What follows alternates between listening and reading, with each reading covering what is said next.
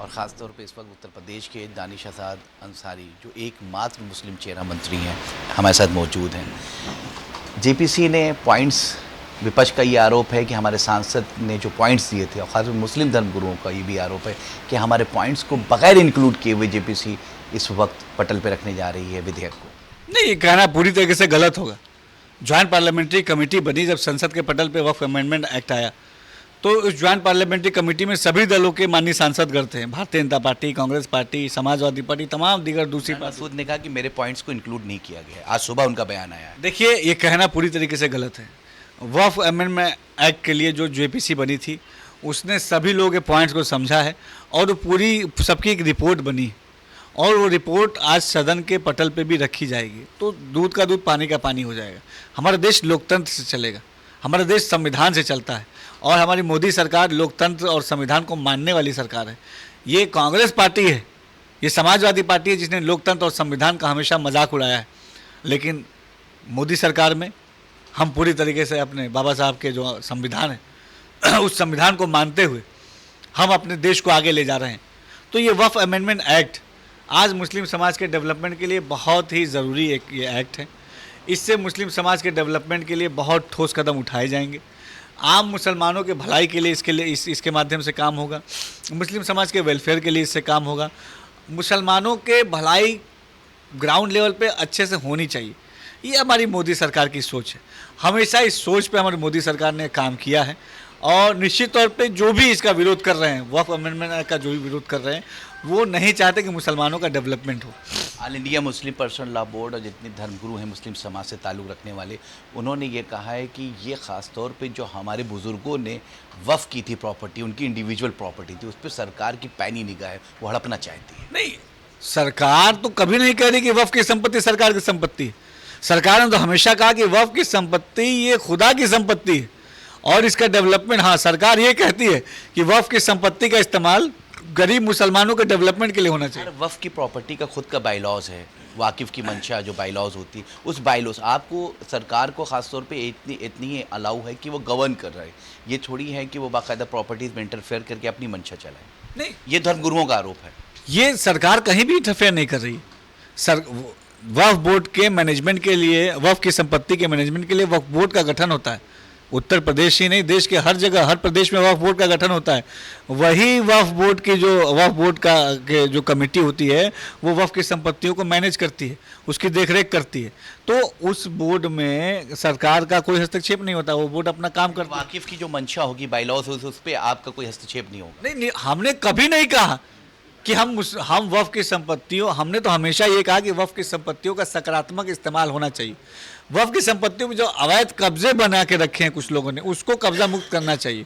अच्छा, आप ये बताइए कि हम ये कहते हैं कि वक्फ की संपत्ति खुदा की संपत्ति, ये आप भी मानते हैं, और खुदा की संपत्ति मुस्लिम समाज के वेलफेयर के इस्तेमाल होनी चाहिए, इसमें कहीं कोई दो राय नहीं है। तो आप ये बताइए, अगर हम उस वक्फ की संपत्ति पे हॉस्पिटल खोलने की हम पैरवी करते हैं, उस वक्फ की संपत्ति पे हम स्कूल खोलने की पैरवी करते हैं, तो इसमें क्या गलत है? अगर वो वक्फ की संपत्ति अल्पसंख्यक बहुल इलाके में होती है, तो अगर वहाँ हॉस्पिटल खुलेगा तो उस इलाके में रहने वाले मुसलमानों को इसका फ़ायदा मिलेगा। लेकिन आप ये बताइए, हम लखनऊ में बैठे हैं, आप अलग अलग, आप खुद एक वरिष्ठ पत्रकार हैं, आप अलग अलग प्रदेश के जनपदों में जाइए, कितनी वफ़ की लैंड पे हॉस्पिटल्स खुले हैं, चैरिटेबल हॉस्पिटल्स, कितनी वफ़ की लैंड पे चैरिटेबल स्कूल्स खुले हैं। एक आध जगह ऐसे खोले हैं कुछ लोगों ने तो अपने निजी राजनीतिक स्वार्थ के लिए खोले हैं, कुछ खास लोगों ने अपने झोली को भरने के लिए खोला है, मुस्लिम वेलफेयर के लिए नहीं खोला है। आपको एक सर्वे करना चाहिए। आप खुद एक जानकार हैं मुस्लिम समाज के चीज़ों को आप समझते हैं। उत्तर प्रदेश में 75 जनपद है। मऊ अल्पसंख्यक बाहुल इलाका है, गाजीपुर अल्पसंख्यक बाहुल इलाका है, अमरोहा अल्पसंख्यक बाहुल इलाका है, बरेली अल्पसंख्यक बाहुल इलाका है।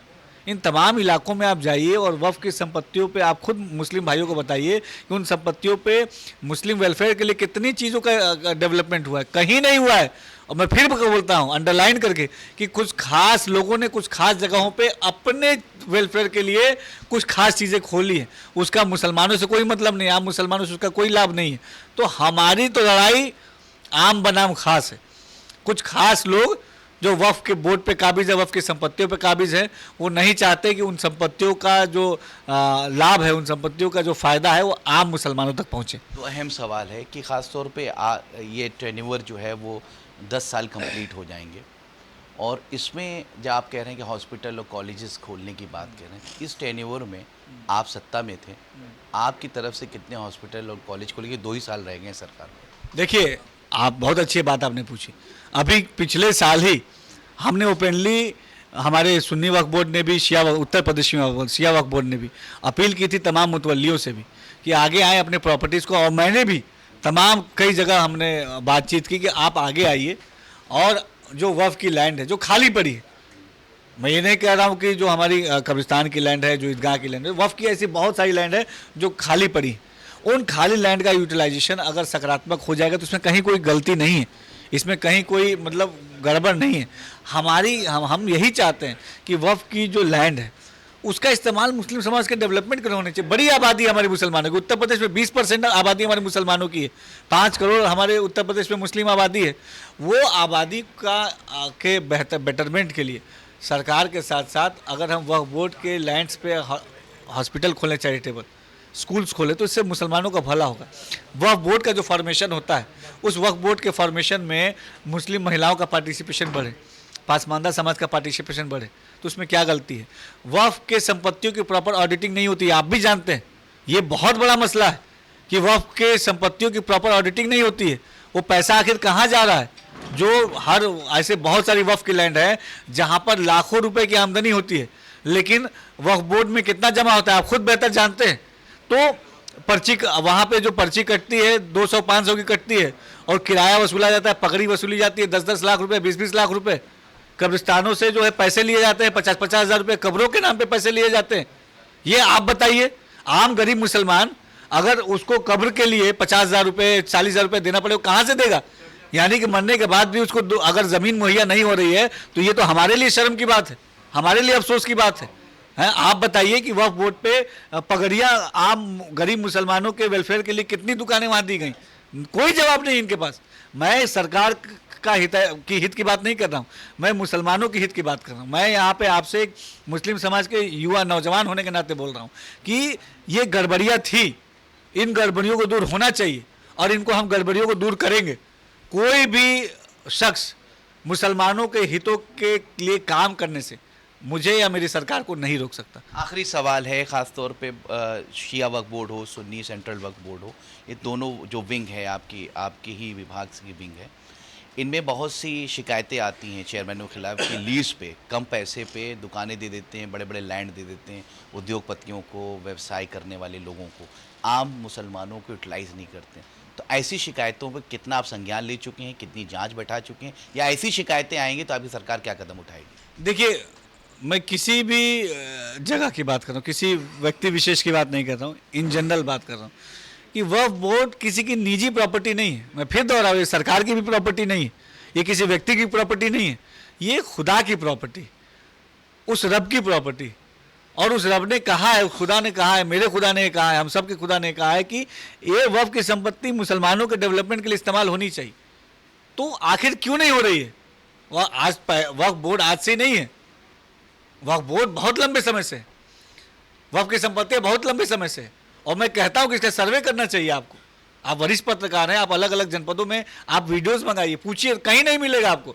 और कहीं एक आध ऐसा मिल भी गया तो वो कुछ खास लोग अपने खास एजेंडे से बना के रखें, उसका इनकम अपने लिए इस्तेमाल करते, वेलफेयर के लिए नहीं करते।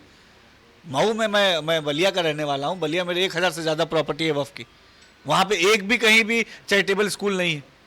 मऊ इतना बड़ा आबादी मुसलमानों की है, एक भी कहीं चैरिटेबल अच्छे इंग्लिश मीडियम स्कूल नहीं है, वहाँ पे हॉस्पिटल्स नहीं है। अमेंडमेंट के बाद स्कूल कॉलेजेस खुलने जा रहे हैं, खुलेंगे रास्ते खुलेंगे। हम सकारात्मक भाव से आगे बढ़ रहे हैं, मुस्लिम समाज का डेवलपमेंट हमारा एजेंडा है, उस पर हम काम करेंगे। ये थे हमारे साथ दानिश आज़ाद अंसारी के अमेंडमेंट के बाद